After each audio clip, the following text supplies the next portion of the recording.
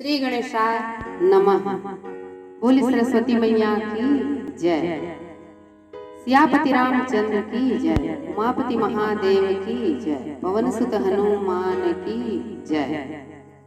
आइए भक्तों, हरि सुमिरन कर लेते हैं। जय रघुनंदन जय घनश्याम अवध बिहारी सीताराम। जय रघुनंदन जय घनश्याम अवध बिहारी सीताराम। सीताराम सीताराम भज प्यारे तू सीताराम।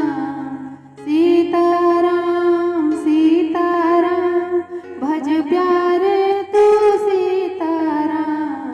जय रघुनंदन जय सिया राम अवध बिहारी सीताराम। अवध बिहारी सीताराम। जय सिया राम। चलिए अब मानस में डुबकी लगाते हैं। जय सिया राम। समुझत सरिस नाम अरुनामी प्रीति परस्पर प्रभु अनुगामी। नाम रूप दो ईश उपाधि अकथ अनादि सुसामुझि साधि। को बड़ छोट कहत अपराधु सुनि गुण भेद समुझि ही साधु। देखियत रूप नाम आधीना रूप ज्ञान नहीं नाम विहीन। रूप विशेष नाम बिनु जाने करत लगत न परहि पहिचान। सुमिरी नाम रूप बिनु देखे आवत हृदय स्नेह विषेखे। नाम रूप गति अकथ कहानी समुझत दुसुखद न परत सुख बखानी। अगुण सगुण बीच नाम सुसाखी उभय प्रबोधक चतुर दुभासी। नाम राम नाम मणिदीप धरूं जीह देहरी द्वार। तुलसी भीतर बाहिरऊ जो चाह सिम जियार। सियापति रामचंद्र की जय हो। पवन सुत हनुमान की जय हो। उमापति महादेव की जय हो। नमस्कार। इन पंक्तियों में सुंदर राम नाम की महिमा गाथा गा रहे हैं। कहते हैं कि नाम और नामी में कोई अंतर नहीं है। इसके पहले उन्होंने बताया कि भगवान राम का जो नाम है वह दो अक्षरों से मिलकर बना है। दो वर्ण है र और म। र रकार छत्र है तो म अनुस्वार मुकुट के रूप में है। अर्थात छत्र क्यों कहा है? रकार को रकार लगाकर देखिए, कोई भी शब्द में हम रकार का अगर मात्रा लगाते हैं तो ऊपर लगाते हैं, इसलिए वह छत्र है। और अम का जो मात्रा है म है वह भी उसके थोड़ा नीचे लगता है, वह बिंदु है तो वह मुकुट का मणि है। इस प्रकार से उन्होंने सुंदर कल्पना की है। मानसकार आगे कहते हैं कि नाम और नामी में कोई अंतर तो नहीं है। नाम शब्द है और नामी वह शक्ति है जिसका आवाहन किया जाए। नाम कोई शब्द है, किसी का नाम जो है वह शब्द है। जैसे राम ही का है तो राम तो शब्द है, लेकिन राम का की हम कल्पना करते हैं तो वो सुंदर स्वरूप हमको जो दिखाई देता है वह शक्ति, वही उसका हम आवाहन करते हैं। तो वही जो शक्ति है वह नामी है। यह दोनों ही समान है क्योंकि दोनों की परस्पर प्रीति स्वामी और सेवक की सी है। नाम और रूप दोनों ईश्वर की उपाधियां हैं जिनको उच्च कोटि के पुरुषों ने साधनों के द्वारा सिद्ध करके अकथ और अनादि बताया।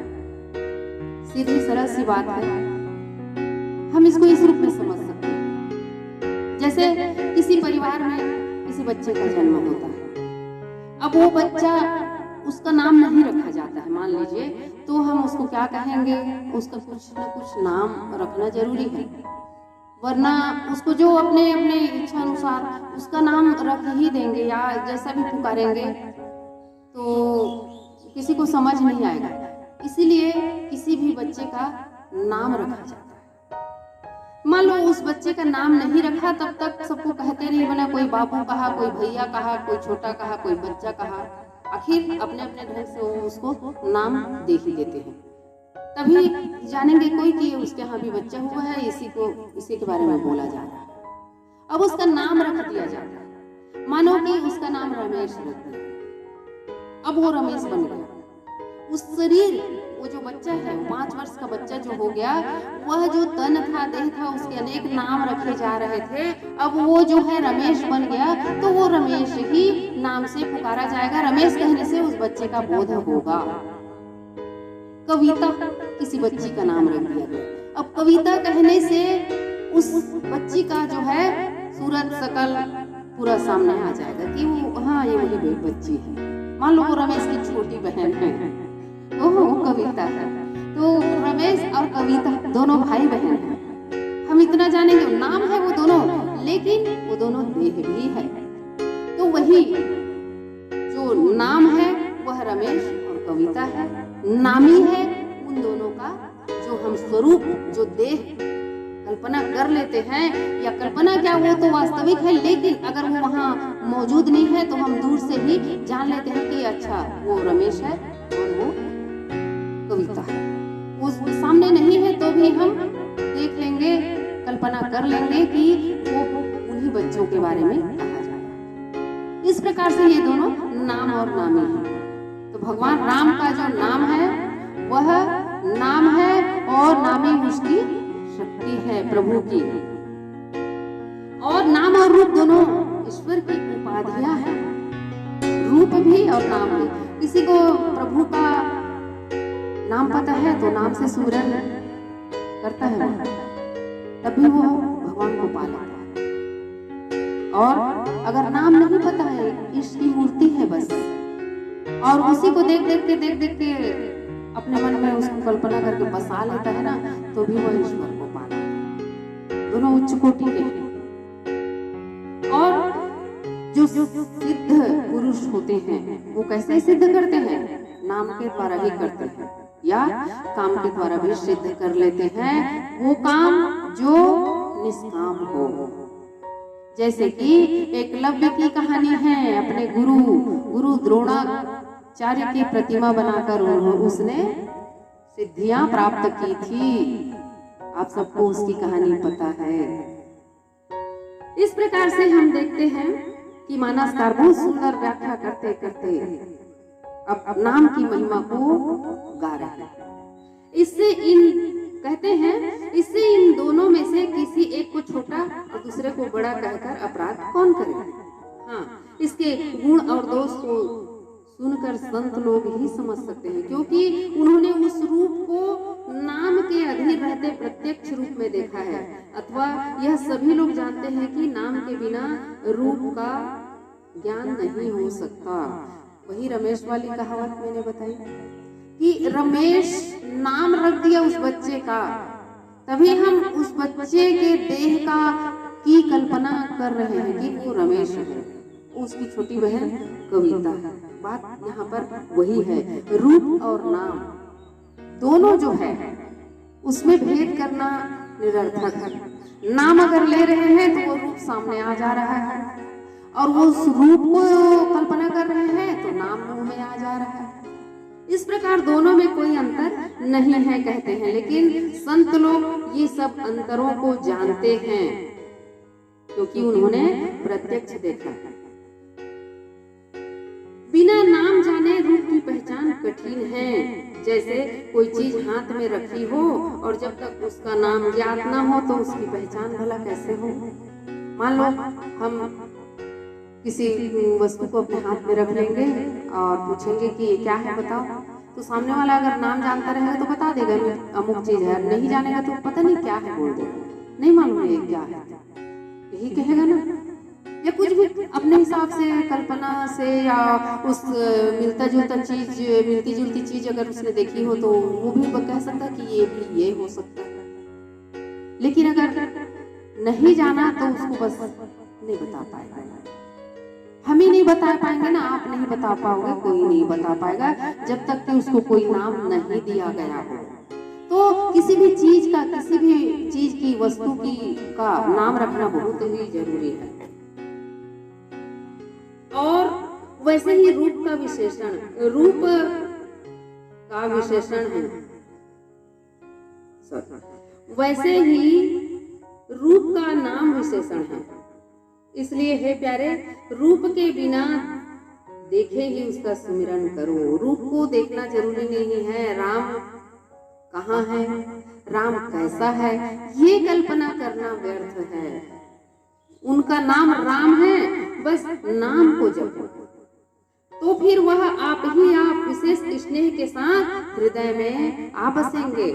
बस नाम को ही, यहाँ पर नाम का बहुत ज्यादा ही महत्व बता रहे हैं तुलसीदास जी, जो कि है वास्तव में।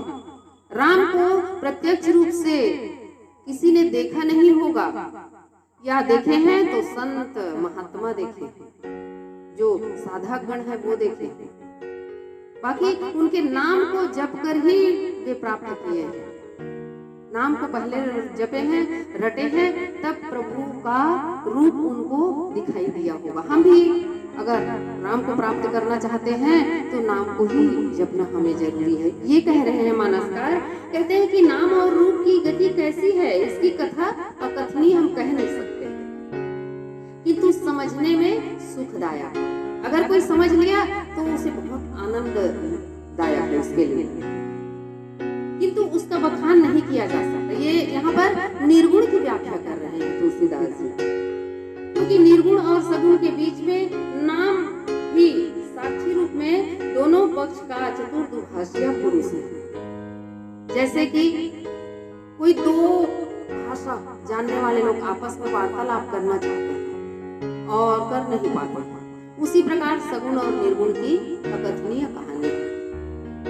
जैसे कोई एक व्यक्ति जो हिंदी जानता है, अंग्रेजी नहीं जानता, और एक अंग्रेजी जानने वाला, उसको हिंदी नहीं आता, और दोनों आपस में चर्चा करते हैं, तो कैसे करेंगे, करना चाहते हैं तो उसके लिए उनको चाहिए एक दुभाषिया, जो हिंदी भी जाने और अंग्रेजी भी जाने। तो हिंदी बोलने वाला जब हिंदी बोलेगा तो उसको वह ट्रांसलेट करके अंग्रेजी वाले को समझाएगा।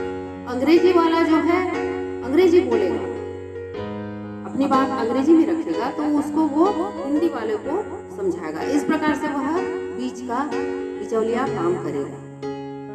इस प्रकार से निर्गुण और सगुण की दशा है। और हम ये सब चीज देखते भी हैं बड़े बड़े स्तर में। हमारे जो प्रधानमंत्री, राष्ट्रपति लोग बाहर जाते हैं, एक दूसरे भाषा नहीं जानते हैं, तो दुभाषियों का ही वे लोग बीच में दुभाषिया रखे रहते हैं।